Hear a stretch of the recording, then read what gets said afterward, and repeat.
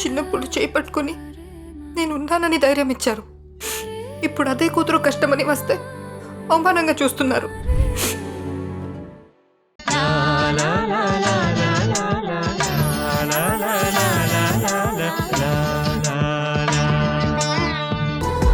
ఏంటండి తను కోరుకున్నది జరగాలంటున్నారు? తన కోరికేంటి? ఈ ఇంట్లో మా ఇద్దరికీ తెలియకుండా మీ ఇద్దరికీ ఏమైనా కోరికలున్నాయా? అదేంటి రుద్ర అలా అంటావు? నా కూతురికి పెళ్ళిడొచ్చింది, తనకి పెళ్లి చేయాలి కదా.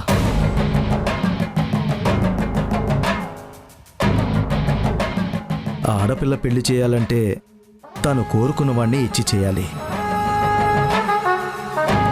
అలా చెయ్యాలనే నా కోరిక. అది తీరితే తండ్రిగా నాకు అంతకు మించిన సంతోషం ఏముంటుందో చెప్పు. నీ కూతుర్ని కోరుకుంటుంది నేనే మావయ్య.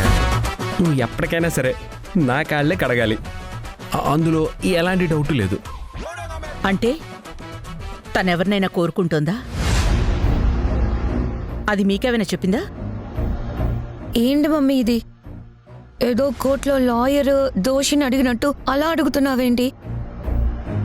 డాడీ ఏదో జనరల్గా ఆశీర్వదించారు, దాన్ని నువ్వు ఇంత అనుమానంగా చూస్తున్నావేంటి? అవును రుద్ర, ఆడపిల్లకి పెళ్ళిడొచ్చాక ప్రతి తండ్రి ఇలాగే ఆశీర్వదిస్తారు.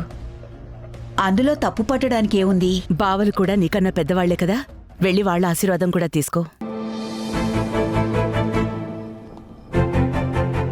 బావా, నువ్వు ఆశీర్వదిస్తే అది చాలా స్పెషల్గా ఉంటుంది.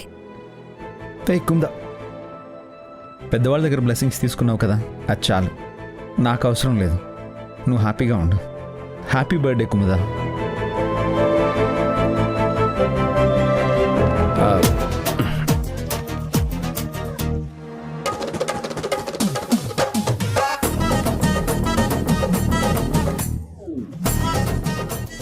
నాకు తెలుసు కదా, నువ్వు దండం పెట్టలేదంటే నా మీద ప్రేమ లేదని కాదు.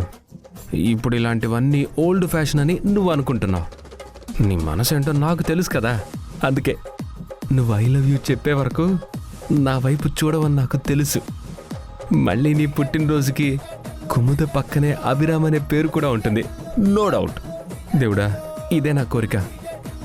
నువ్వు ఖచ్చితంగా తీర్చాలి. కుముద మనసులో నాకు స్థానం ఇవ్వాలి. రేయ్, ఏంట్రా అనయ్య, లోపల కూర్చుంటే ఎలాగా?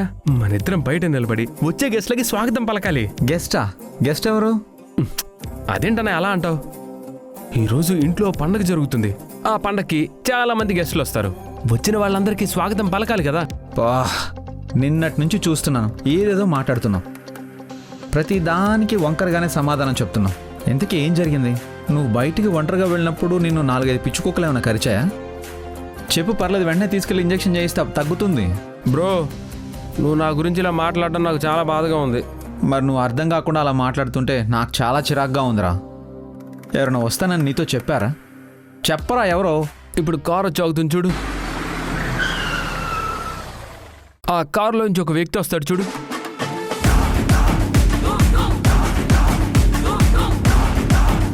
చూడగానే నువ్వు సర్ప్రైజ్ అవుతావు.